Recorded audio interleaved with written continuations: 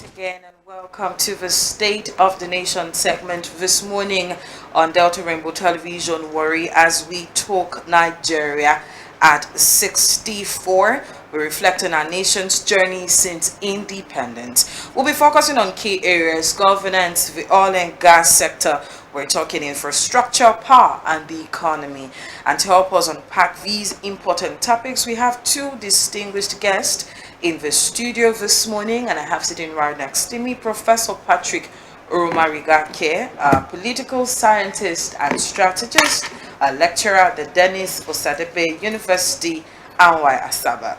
We also have Comrade Amechi Ogbonna, a member of the Niger Delta Civil Society Coalition. Good morning, sirs. Thank you for joining us this morning. Good morning.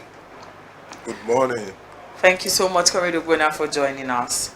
All right, let's start with talking governance this morning as we focus on Nigeria at 64. The journey so far, it's been a very, very long one, but then we've picked on some key areas that we'll talk about this morning. Starting with governance, Comrade Ogbonna, Nigeria has gone through 64 years of self-rule. We've done it independently, in quote. Can we please get an overview of what the governance journey has been from 1960 till date, till today, how far we've come, what we could have done better, where we've missed out, and how it's been from your angle?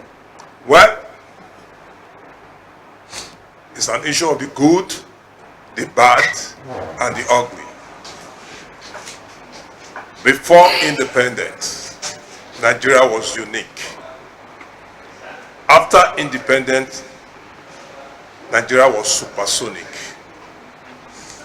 But January 15, 1966, Nigeria was murdered. And that is what we are still trying to do. And that is what is going on. The corpses have not been buried. So people are struggling to revive it. People are struggling to revive it while some are struggling to bury it. So the journey so far, the good about it is before independence. The good about it is before January. By January 14, Nigeria was still good. But January 15, 1966, that was when they dismantled the country called Nigeria. All right, why would you say the country was dismantled? Are we talking about the coup? Well, you raised the question. We have 4 regions in this country. Regional government, that was what we were putting in place. And everything was unique. Everything was unique. Supersonic in the sense that take care of your own and contribute to my own. Yeah. That was the first, that was what I mean by telling you that the First Republic is the symbol of unity of this country. All right, thank you so much. Let's talk to Professor Patrick now. The back and forth between the military and the civilian rule until 1999, what Comrade Ogbonna has cited as the point where we lost it, sort of. Do you agree, and how would you rate that happening regarding the current state of governance that we're experiencing in Nigeria today? Thank you very much. The truth is about governance. Let us be specific, more specific. Governance before independence was not our own. We were not in charge. At independence, the control, administration was partially given to us by the colonial masters. Then we proceeded in the First Republic. Governance became our own. Proceeding further, to agree with Comrade Ogbonna, governance was hijacked and murdered. by the military. Now, when we want to talk about governance, there are various aspects, areas that one should look at it. We cannot all, within this short period of time, to dissect it. But in terms of nation building, building a nation, a people, there was the move towards nation building, and that was what culminated into independence. After independence, the quest for nation building, the force for nation building, of course, to be in charge, to build a nation, a people, it was there. The first republic, that can be recorded. Then, when the military took over, it became subverted. So, and in terms of governance is part of nation building, building a nation. Yeah. So, in terms of governance, administration was attainable during the military, but centralized, but a nation was not built. Now, looking at the various military interventions, we had the first, the second, the third, before civilian came on board, again, recording as the Second Republic, the Third Republic, and now the Fourth Republic we are in, starting from 1999 to date. In terms of nation building, looking at governance, it has not been well. The nation has not been built. It's not even been built. Because if you talk about governance, how well are the people part of? How well are they involved? How well do they participate? How well do they benefit from governance?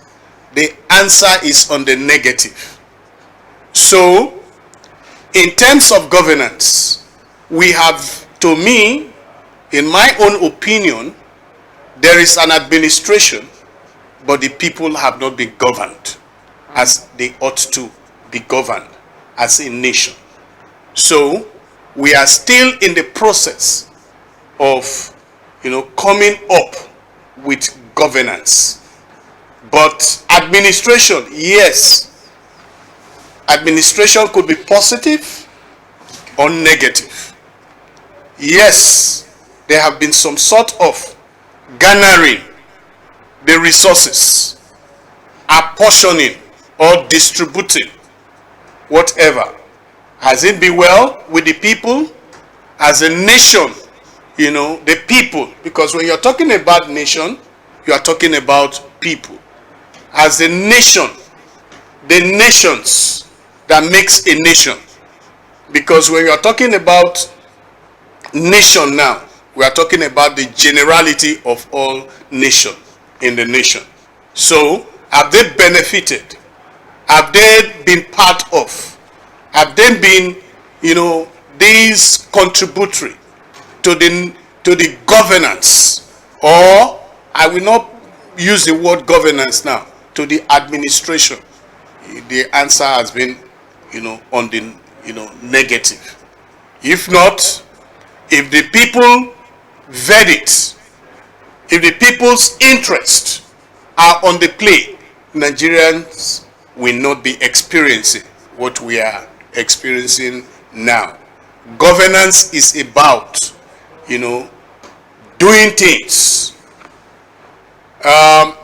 in the interest of those that receive it. There is what there is the aspect of those who give it out, and there is another aspect side of those who would receive it. So at the receiving end, it's not been beneficial. But at the giving end, that is why I use the word. I try to differentiate here administration from what? Governance. So governance has not been okay.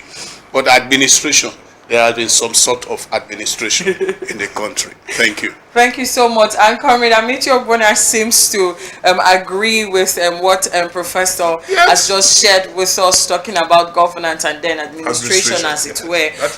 That is true. That is true. Clearly, we have a long way to go in terms of strengthening our governance structures. Viewers, if you're just joining us, we're talking Nigeria at 64, exploring the journey so far, our focus on the oil and gas sector, infrastructure, power, and economy. Now, let's delve into the oil and gas sector, which has sort of been a cornerstone for our economy since we discovered oil in the 1950s. Comrade Ogbonna, what's your take on Nigeria's journey in this sector, talking oil and gas now? Well, the oil and gas sector in the economy of this country has been hijacked by the privileged ones. Because when we are discussing oil and gas, the oil and gas is not in the whole of the 774 local governments in Nigeria. The oil and gas rotate within a particular zone in the country. If it comes to the Western Nigeria, if you come to Western Nigeria, apart from Ondo State, no other state is an oil producing state. And within the Ondo State, it's only the largest. Then you come to Delta State, you come to Midwest, which is one of the four regions we have in those days before the military strike. If you come to Midwest region, the oil is being found in the old Warri province, which is now later known as Delta province. But let's go around these areas. Will you see the benefit of their contribution to the national cake? You will not see it. So the government of this country has made a lot of profit, benefit for the interests of the non-oil producing area, putting back the oil producing area in darkness because there's nothing to show for it that this thing is being gotten from here. Let me cite an example to you. Go to Kokori, go to Lomuro, still stands as a village. Go to Borodo, it still stands as a village. Go to Ogula, still stands as a village. Go to Abuja, it's a city. As I speak to you, there's no city in the oil producing area. Or what you have is Bashas. There's no city. But they will say they are giving us 13% derivation, and we have NDDC. We have this, but at the end of the day, who controls it? You were here, off the mic, that period. So the oil and gas industry has been hijacked by those who are not the producers. They control it. Like I said here, late Prince Kebi Omachere was told in Heathrow Airport by his friend. He said, I'm waiting for the owner of Nigerian oil. And the man stood and waited. And the next person he saw is a young Fulani boy. Kebi Wusanana asked the man, are you the owner of Nigerian oil? He said, you own it, we control it. Oh, nah. You understand what I'm saying? Yeah. So that industry will have not benefited anything. Go back to these oil companies today. Look at the rate of employment. It's 10 to 50. Those from the oil producing area work. For example, go to Shell, go to Chevron. Go to Mobil, go to IGP. Take the statistics of those working there. You will discover that people from the oil producing area, they are not there. It has been hijacked. So it was before the coup of 1966. Our people were controlling it. Our own people were controlling it. But at the end of the day, it has been hijacked by the three major tribes: the Yorubas, the Hausas, and the Igbos. It has been hijacked. So we have nothing to show for it. We have nothing to show for it. All right, Comrade Ogbonna, let me still hold you there. So when we say that the sector has been hijacked and we know what the problems are, why do we face challenges in trying to correct anomalies? So when something is like this, don't we have any hopes of reclaiming, hopes of more development? What can we do to at least make a change in this sector? It is very difficult because of personal interests. Who murdered King Saro-Wiwa? Is it the Northerners? No. It is not the Northerners that murdered King Saro-Wiwa. It is our own people that gave evidence in the tribunal. And who are those people? It's from the same Niger Delta. So those of us today who are benefiting from it are not less than 5%. Because they are ready. They are ready. They are ready to mortgage their people for their own personal interests. So that is why it's difficult. Except you are calling for a revolution. When I see people talking about strike, the only day Nigeria will shake, let it be a revolution from the people of the Niger Delta. The government will sit upright. Because that is the source of the economy of this country. Well, let me add here. You see, just like he is saying, class has come in. There is what you call in the oil and gas, there is what you call the privileged class and the underprivileged class. There's a class gang up alongside, with politics. Resources are meant to be within the control of the nation in a federal system. They are meant to be controlled by the people from the locality. But in our system, we over-prioritize politics in everything. Politics is not to be, linked or associated to natural endowment. Natural endowment is meant to be within the control of the nation where it exists.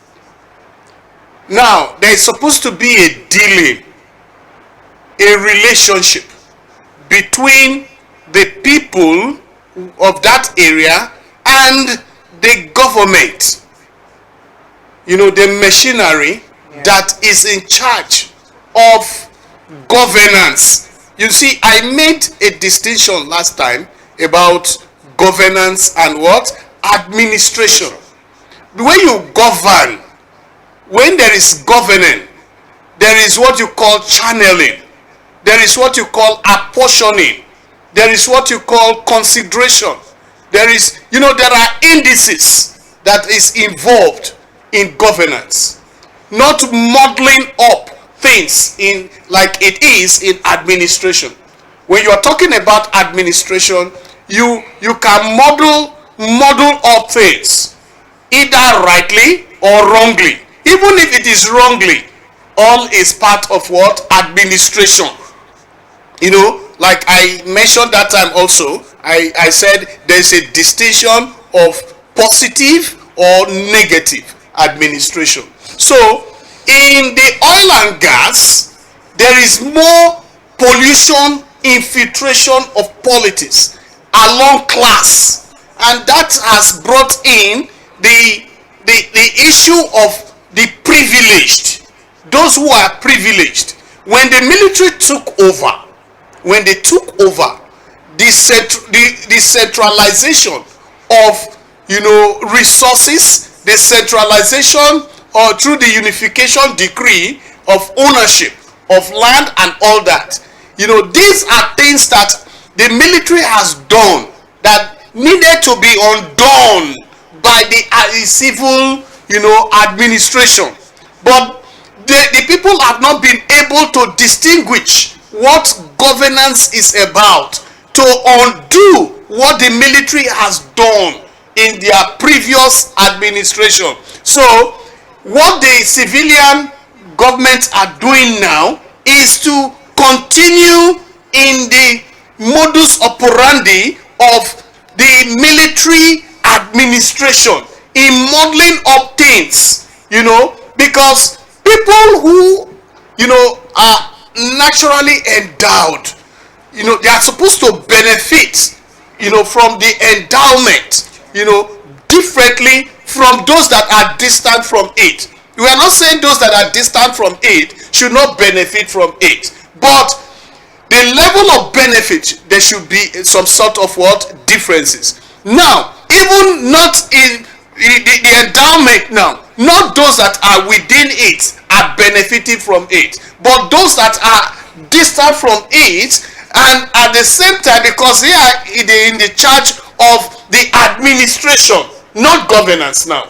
Because if governance is in place, those that are in charge of administration will be able to identify those that are naturally, their locality are naturally endowed, and they will be able to benefit from that endowment in a more beneficial, in a more benevolent way than the generality of it all. You see, oil on its own has become, oil and gas on its own has become the undoing of Nigeria. There's a research to that. Oil and gas has become the undoing of Nigeria. For instance, it's not only oil that the nation is endowed with. We have other endowments, but there is so much concentration on oil and gas to the neglect of others, and that is why some other states or some other units are taking advantage, because the focus of the nation is not on their natural endowment. They are mismanaging it. Are you getting me? Hijacking it, misappropriating it, because the focus, the emphasis is on what? Oil. Are you getting me? So we have others that are even more value and importance than oil and gas. You understand me? Just like he mentioned. You see, when we want to talk about the issue of the federating units in Nigeria, there is a problem there. Are you getting me? There's a problem there. For instance, you cannot just say Nigeria is a product of Hausa, Igbo, and Yoruba.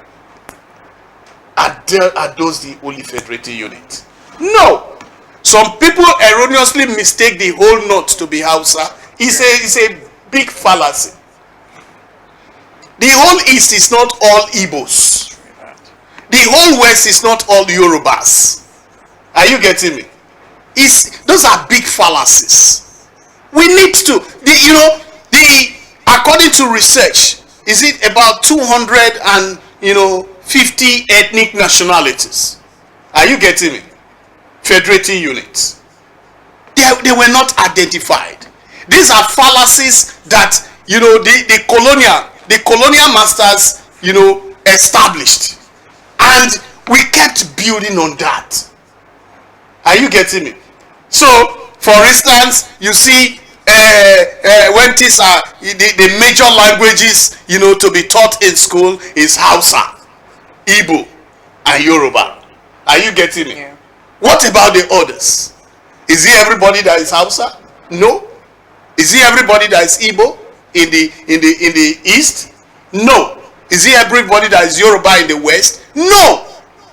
You understand me? So these abnormalities have to be addressed, and these are things that the National Assembly, are you getting me? It's just so unfortunate, especially from the representative from the minor, ethnic, identities. They've not been able to show themselves. They've not been able to show the worth of their representation at the National Assembly. What about the states? It's the same thing. Are you getting me? So these things have to be addressed. When you talk about issues of oil and gas, it's just a minute about natural endowment. Others needs to be looked at. Each region, each unit needs to specialize, tap what nature has endowed them with. Are you getting me? And be able to contribute to the commonwealth of the nation, Nigeria. Are you getting me? These things are not being looked at. The emphasis is on what? Oil and gas. And so there's so much squabble, there's so much struggle, and all that. So that is what is making the issue of sidetracking, and the issue of divide and rule, the issue of putting a small meal in a small pot and leaving the dogs to come and struggle for it. The highest, the strongest, take it all at the detriment of the others. Are you getting me? Just he mentioned about employment, about benefits, society, cities and all that. It's supposed not to be issues. Are you getting me? The area where these things are being derived, gotten from, they are supposed to be in charge. He mentioned something. There are institutions that have been created, the SUPADEC, and all other, NDDC and all that. The truth is that those things are meant to work. Why are they not working? Different issues. Are you getting me? So in Nigeria, 64 years is a huge, it's large in terms of number. Are you getting me? 64 is large. But have we really governed the people for this period? The answer is what? No. Has there been administration? The answer is what? Yes. All right, thank you so much, Professor Romarigake. He has talked extensively, and we also have been able to he's told us that focus on oil and gas that we have channeled all of our strengths to as a nation is a point where we have gotten it wrong, and then because all focus is on oil and gas, there is other mineral resources, other material resources that is now being mismanaged because nobody is seeming to pay any sort of attention to them. Apparently things can get better, but we do not have a good governing culture, and then there is a modus operandi that we've just stuck to, and even when it's wrong, like Comrade Ogbonna says, it favors a particular set of people, so they wouldn't want to ruffle feathers, and everybody is just seeming to move on as it were. And we're talking Nigeria at 64. We are x-raying the journey so far. We now delve into infrastructure, and let's talk about how Nigeria has fared so far in building the infrastructure that is needed to support development of a country. I'll go to Comrade Ogbonna first. Well, when you're talking of infrastructure, I know that it's very clear that Nigerians were not importing cement. The 4 regions have their own cement factories. And that is why if you look at the roads that were constructed during the First Republic, they are still standing till tomorrow. Let me cite an example to you. There was no road linking Benin province through the Benin houses to Cocoa Junction. But it was the First Republic that did that magic. Cocoa, Benin, Ologbo. Because from Benin to Ologbo, there's no bridge. And that job was done by MCC and Tumes. Then from the bridge after Ologbo, now links the Delta province, which is known as Warri province. Then that same road got to Saple with two bridges. Two major bridges were crossed. That same road links to Cocoa. That same Cocoa road was supposed to have ended up at Ogeye. That same Ogeye road was supposed to have ended up in Ekpe. But as I speak with you, from Lagos mainland to Ekpe was constructed by the government. But from here to Ekpe, the government did not do anything about it. Because that was how you see it was a public saying then that Lagos, Warri to Lagos, under 2 hours 30 minutes, through that Ekpe, through Kokoge Ekpe road, you will get to Lagos. But what stopped it? What stopped it? Going to Lagos in those days, you pass through Agbanikaka before you are in Lagos. But if the government, the federal government came and did a bypass road from Benin to Lagos. Those are First Republic master plan. Asaba Texami, First Republic. Where is it today? Buried. Delta Glass Ugele. Where is it today? Being managed by strangers. The powerhouse at Ekaprame, all those are First Republic project. The River Niger, First Republic project. The Jeba Bridge or the Kenji Dam, is it the Nkalagu cement industry or the Okwila cement industry or the Ewekoro cement industry?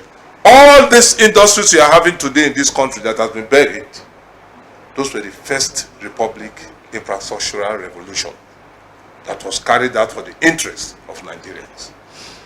If you sleep late and you want to go to school in the morning, what will wake you up is the public tap.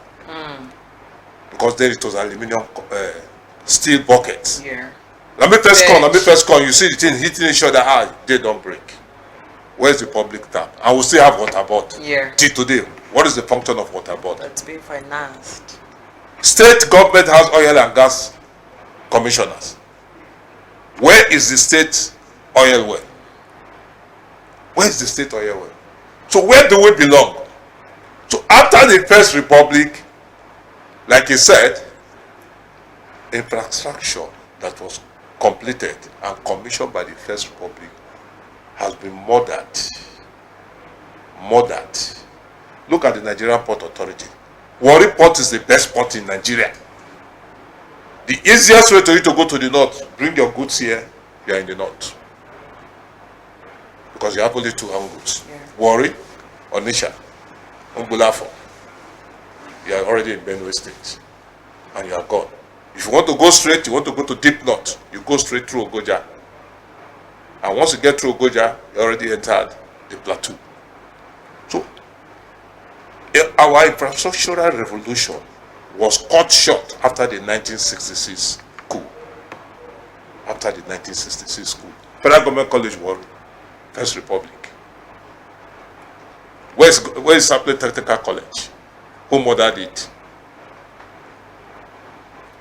That was one of the best schools, technical schools in Nigeria at that time. Where is Saple Technical College? The PTI we are talking about today was master planned by the First Republic, not Second Republic. Even the DSC was master planned by the First Republic. The military came here, we can make money from this project. Let's go ahead with it. But where are they today? Where are they? Where is DSC? Where is Ajokuta? Where's Ajokuta? I knew at the time in this country cement was being sold. Cement was being sold for kobos, not naira. Cement, bag of cement, because it's locally produced. Locally produced.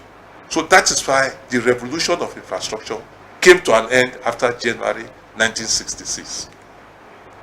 And that is what I see stamps to. Because you cannot see any old project or brand new project, apart from the third mainland bridge that was constructed by, what those were part of the master plan. It was the First Republic that brought Julius Berger to Nigeria, when they were to construct the first mainland bridge. The First Republic, under the supervision of the then finance minister, Festus Okochabo, he said, pay Julius Berger, because it was a loan the federal government took. Pay Julius Berger direct. Don't give the money to Nigeria. That was how Julius Berger came to this country. Is it Gulf? Share was not in Warri. Share was at Nekede in Owerri. And they were moved from Nekede to Port Harcourt. Port Harcourt, Wugele, Warri. To let the present government show to us one special project they've done for the people of the less privileged area. We are the less privileged people from the less privileged area, because the oil is being controlled by the majority tribe. If not, in their days, you don't try it. Chief Ulo was a major contractor to Shell. Those people, they make their money through Shell. But today, where are we? Our infrastructural revolution has been murdered. Look at the express road today we're using. Is it good? From Warri to Benin, is it a road? So, we don't need to discuss infrastructure. Look at my prof here. He left Delta State and went to Taraba. Maybe if he was still in Delta State, he wouldn't have gotten his professorship. He wouldn't have gotten it. He went there to get encouraged. He was encouraged to drive from Warri to Jalingo. Do you know the risk? But the people there encourage him to be coming. But here we discourage. So, the infrastructural revolution has been murdered since January 1966.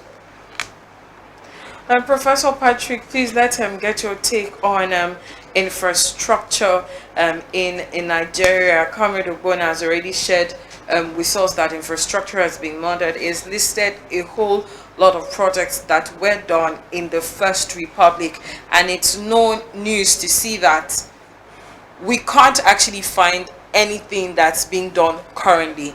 We keep hearing budgets being read, allocations being made, but we do not see tangible developments being achieved. So where do we go from here, Prof? Well, the information from Comrade Ogbonna, they are first hand. When he was talking, I'm concurring from the inside. Why am I concurring? Because he actually experienced every. I think First Republic, I was just a little boy. You understand? Mentioning even Alaja here, you are mentioning. Yes. When it was being constructed, I was just a little boy. So the thing there is, like he alluded, there was actually an attempt to build a nation in the First Republic in terms of infrastructure, because infrastructural upliftment or development is part of nation building. There was an attempt. There were blueprints done nicely, and there was that patriotism to build a nation. There were that genuine commitment to actually bring about a nation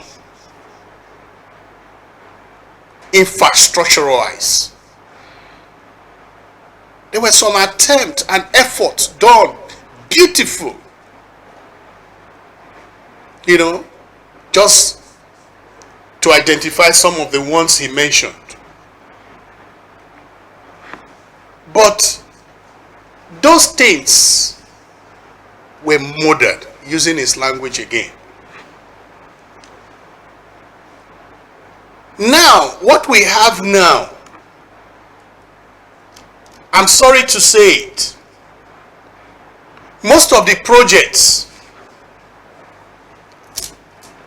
being embarked on by governments are avenues to siphon resources other than the projects being actually done.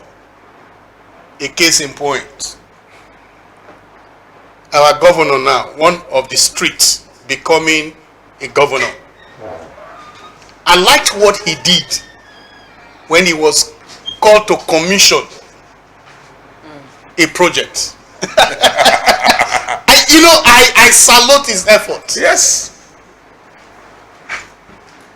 He actually behaved like the street that he was. I don't know of now. He's still a street boy. That's why it's good he's still a street boy. Are you getting me? He actually went to the project and started checking and said, look at what you did. Is this? You want me to come and commission? You want me to come and commission this? I salute his effort. You see, sorry, if the streets can be given opportunities, they will prove themselves. I'm saying that from the example of Sheriff. Are you getting me? Yes, if the streets can be given opportunity, they will actually make a lot of differences. Because I will tell you here, or I'm telling you here, not will, I'm telling you here categorically that it is true these projects as allocation or execution, that resources, corruption, embezzlement is being carried out. They are shadily done. They are overinflated. Sure. And even if they are done, they are politically determined. A lot of factors. Infrastructures, have they been done? They did some. They started it in the First Republic. It was not sustained. They were not maintained. The way it is now, they are politically determined. They are politically manipulated. They are politically exploited. They are used as tools to rob off the resources of the generality of the people to the advantage of few and the detriment of the nation. Resources that is from all are supposed to be used to the benefit of developing our infrastructures. But are they appropriately being done or being utilized? The answer is what? No. Resources are being misappropriated, all in the name of developing or establishing infrastructures. Are infrastructures in the good shape now? The answer is what? No. So infrastructure-wise, we are still lagging. We are still lagging. For instance, you cannot conveniently travel now on road from here to Abuja. You can't. It's almost impossible. Even to here to Sapele. From here to Sapele, from here to Benin, all the federal roads are all in a mess, not just bad, in a mess. That is why you see bad elements taking advantage of it. Of course, if the roads are good, you cannot come and wait me on the good road. You will not survive it. You will not survive it. But if the roads are bad, of course you take advantage of it. The bad elements, the kidnappers, the bandits, those are different stories. But they are taking advantage of the poor state of our infrastructures to patch in and do their exploit. So infrastructure-wise, we are not in a good state. So yes, I want to concur with the government. There is no point doing elaborate celebration. There is nothing to celebrate yet. You want to celebrate a bag of rice going for 100 and over 1,000? A bag of rice? You want to celebrate that the beans that people used not to eat before becomes a delicacy, or even gari? You understand me? Yeah. I bought just a bag of gari on my way from Asaba. I branched one of the local markets to buy a bag of gari for 60,000. What will be a salary? Salary 70,000. Are you getting me? They've not paid. What will be? Now go for a bag of gari? Yeah? So, in fact, we are still not okay infrastructure-wise. Yeah. We're not okay. In fact, it's not commensurate to the 64 years. Yes. It's not commensurate.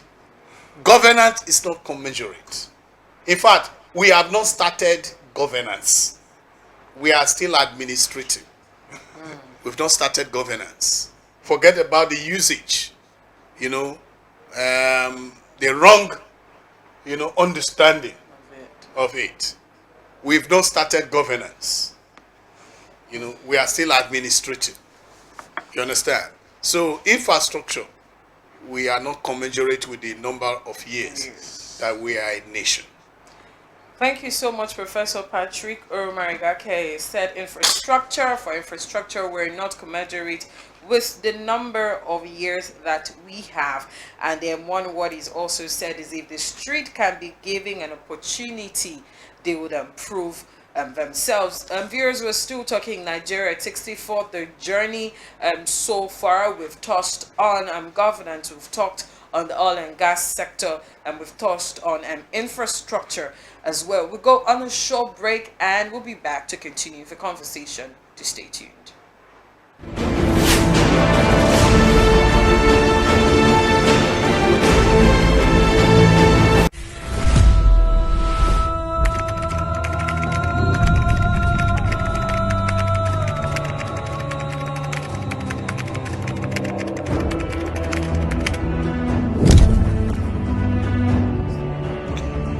Elder Sheriff Oboriwori has really been a wonderful governor. I don't know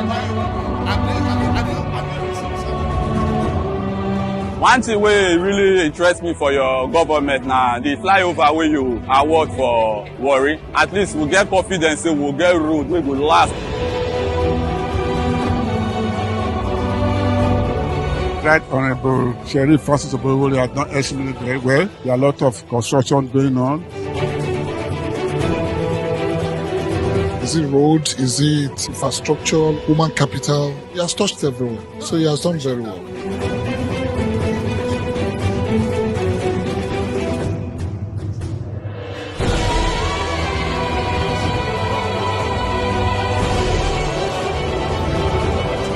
Right Honorable Elder Sheriff Francis Oboriwori. We like him. He's our father. He's always ready to work.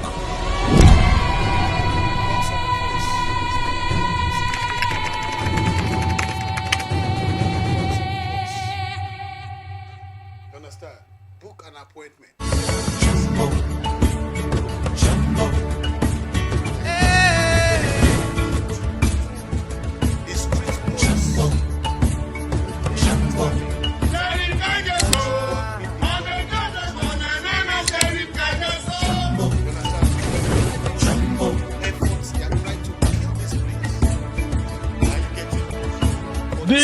roads represent more than just a transportation route. It symbolizes connection, progress, and growth. It reduces traffic congestion that we face at the interchange. It has also opened up this area for more development. When you have roads connecting villages, making it easier for your people. That is so nice. My brother is doing just that. That is why I'm here to identify with him. Not big, but mighty.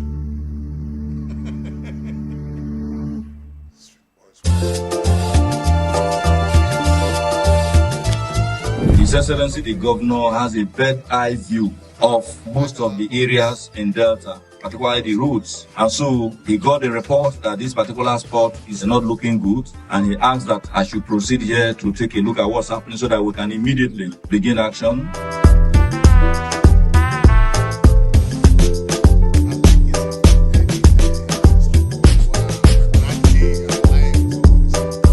Since now the road dirty, the road everywhere, they not feel they pass our water dirty. But now when I see that today, I'm very happy. And don't forget that there are many other roads that we're also constructing in Sapele local government. It's part of the urban renewal initiative of His Excellency Right Honorable Elder Sheriff Oborowori to make our people to commute effectively and efficiently.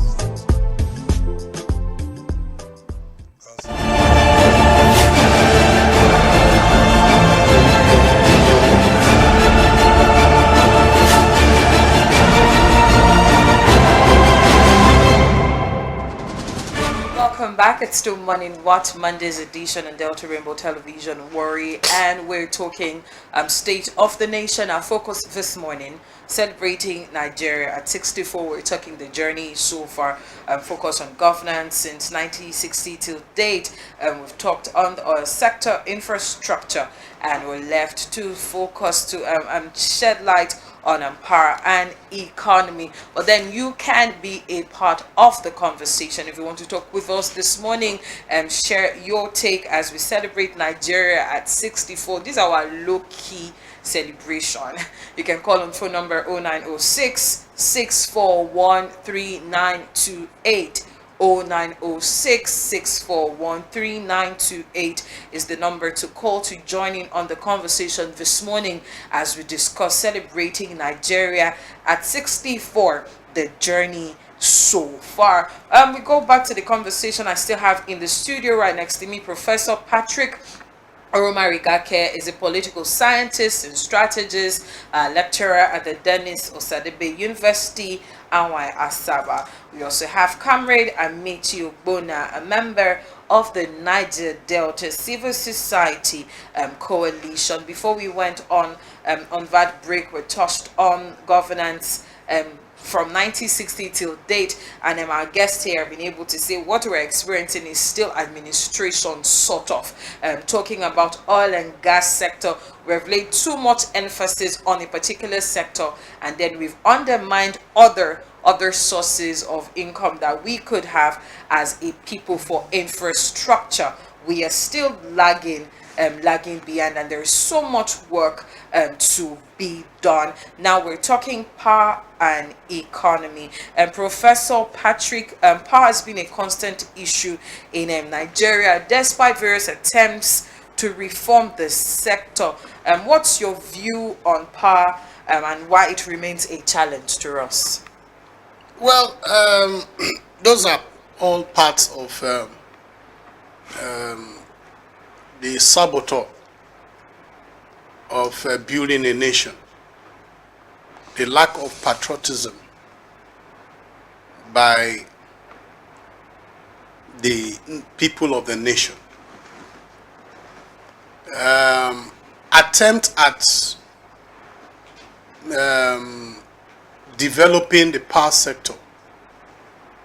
There's an attempt from one end. There's another attempt to, frustrate, for private interests.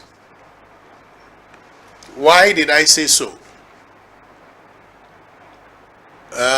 Government has over time budgeted huge amount of money to develop power. The sector that is involved in carrying this out, they either mismanage the fund and resources, or maybe I don't have my facts here, or embezzle the resources. I say that because we are not seeing the dividend. Like I said, I don't have my figures on that. I said that swappily because the resources have not manifested in the service we are meant to render in commensurate with the amount that have been budgeted or that left the government to that sector. So power has been a challenge and is still a challenge. So what is the way forward? To me, if the government is sincere, various independent effort should be encouraged by the government. For instance, this solar, government can give some sort of soft loans to homes, individuals, that they will be paying, back with low interest, to developing maybe solar energy or independent plants for communities, or some sort of power generation should be embarked on by the government from the local down to the state. Because if we depend on this national grid, so to say, the power situation will remain, even deteriorate. You understand? It's not improving, kept deteriorating. And it's not even a means that some few group of people, through the various names they go with, are using to exploit the people. For instance, I do pay a huge amount of money.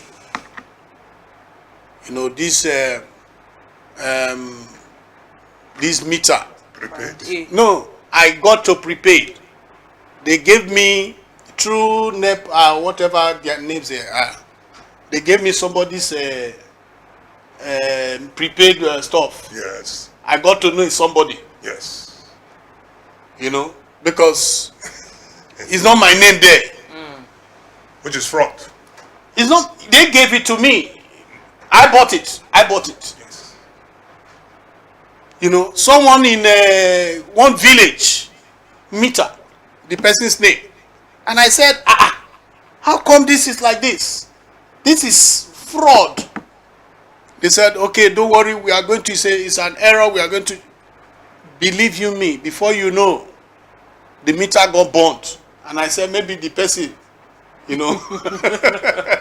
Then before I took it back for them to fix, they charged me.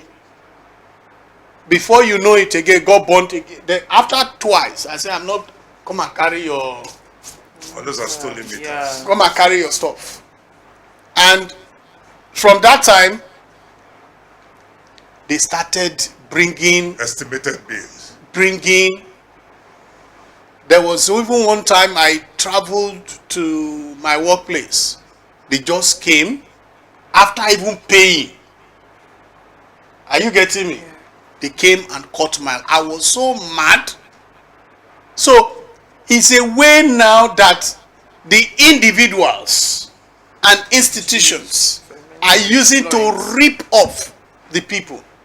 There is no power, but the people keep paying. You know, I even complained to them. The streets to my, you know, the line to my area, which is like a close. I bought the poles. I bought the wires. You know, the labor I paid for it to be connected and all that. But still, even with all that, they still come, collect their money. They will still come and cut, you know, light and carry the wire. And I told them, if you do that, I will sue you people. You understand? Because it's not your property, it's my money. You know, so the issue of power is a major challenge. If we can get power right, industries will flourish. If we can get power right, you know, people will, you know, people that are baking, for instance, people that are artisans. Are you getting me? Power is a major challenge. In fact, we cannot be talking of we becoming a nation 64 years and still be struggling with the issue of what? Power. So government at various levels, from the local, they should look at this area, how they can empower, you know, household, individuals in power, issue of power generation, to make them, you know, to make their life easier. So that is my take for now. Thank you. All right, thank you so much, Professor Patrick. Let me go straight to Comrade Ogbonna for a one of time. What's obtainable in a saner climate? Talking about power, it's 2024. We're still struggling with power outage. For me, since Monday last week, we've not seen light, and we're not talking about the rate we pay for light now. We're now having issues with having light, not even constant. Show me today and don't show me tomorrow. It's okay. We know what's obtainable in saner climes. How are we close to even getting there at 64 come tomorrow? Nigeria tomorrow 64, and we are in 2024. First Republic, no generator store. First Republic, no generator store. It was then ECN. Eastern region were getting their power. We're getting their power from their own power station. In Jos, it's just electricity. Other aspect of Nigeria, it is known as Electricity Company of Nigeria, ECN. They don't take light. The meter was a small black meter. That's what they have in your compound. They come and give you bill. And you pay your bill with joy because you are having the light. Once they take light, it won't take more than 5 minutes, the light will come back. They will restore the light back. But let me ask this question. In all the states of the Federation, we have Ministry of Mines and Power. Where is the power? Go to Warri Sapele Road, it's loaded with generator stores. You can only find generator in UTC in those days, or Leventi stores, or Kingsway, and you have to place order for it. And what do you want to use generator for? Except you are going to your village for a ceremony. But those who have generator here, you're in the 365 days, your generator can only work for 5 days because the light was constant. All I'm telling you now is First Republic. Well, when we approach the Second Republic, which is the Second Republic is the Shagari time,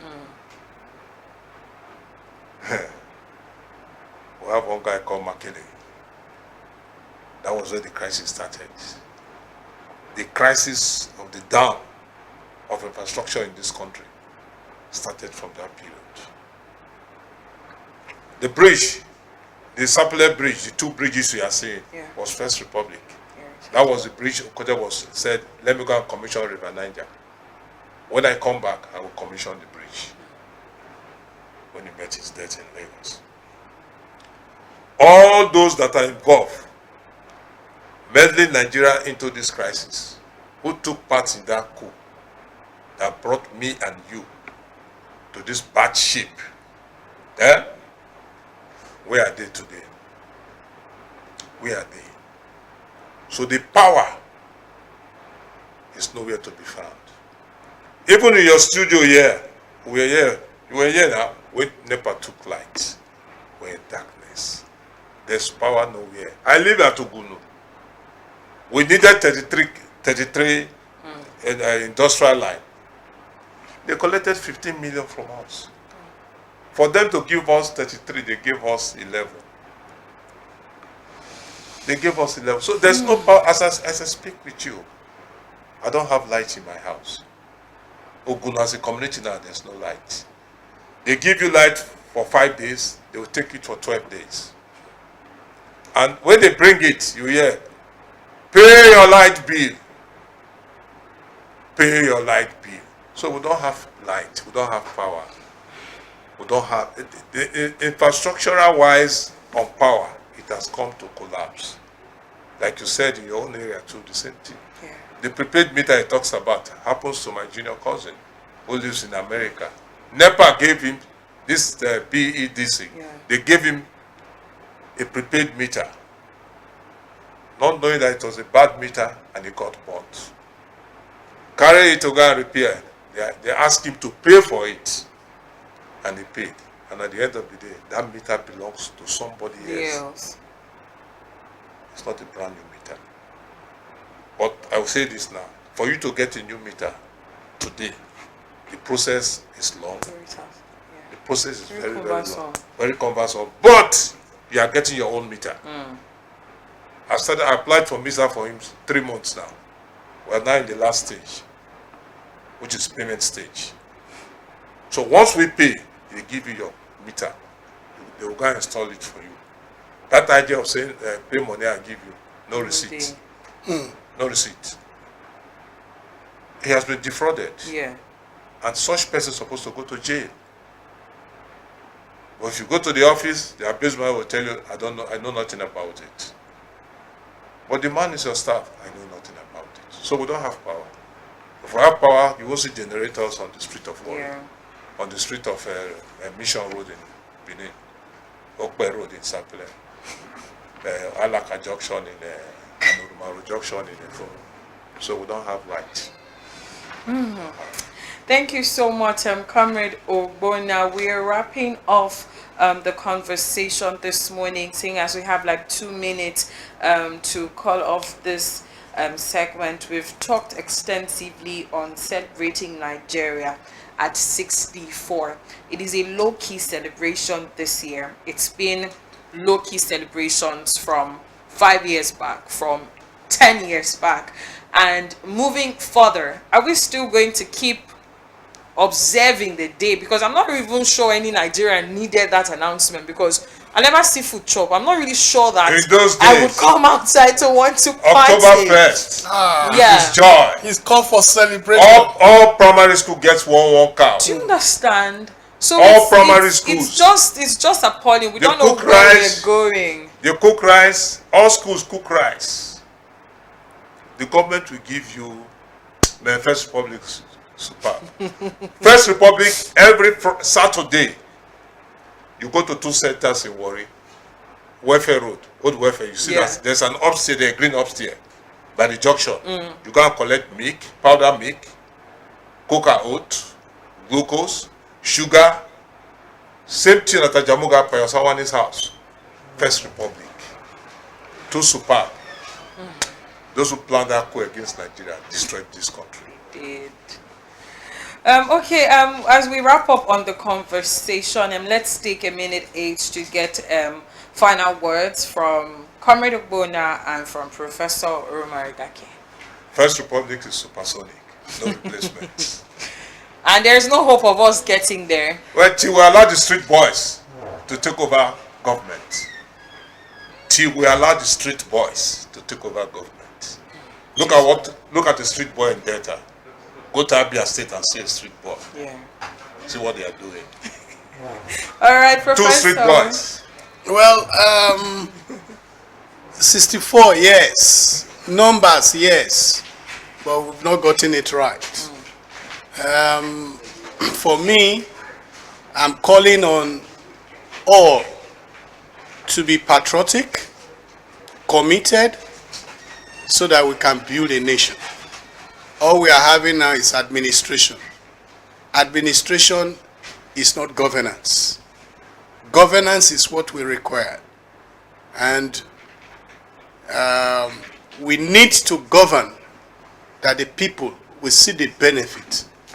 Like my comrade do emphasize here, First Republic is because governance was in place then, not mere administration. That is my take.